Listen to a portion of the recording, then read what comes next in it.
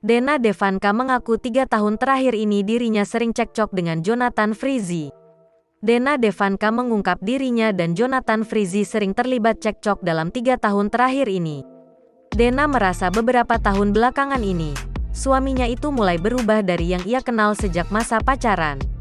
Keduanya pun kerap bersitegang dan berselisih sejak beberapa tahun terakhir ini. Bagi Dena untuk menggugat cerai Ijong juga bukanlah sebuah keputusan yang mudah.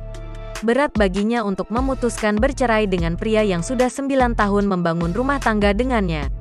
Perubahan sikap dan cekcok menjadi dasar Dena menggugat cerai Jonathan Frizzy ke Pengadilan Agama Jakarta Selatan. Selain itu muncul juga dugaan bahwa Dena mengalami kekerasan atau KDRT selama beberapa tahun terakhir ini. Jangan lupa subscribe, share, komen, dan like ya!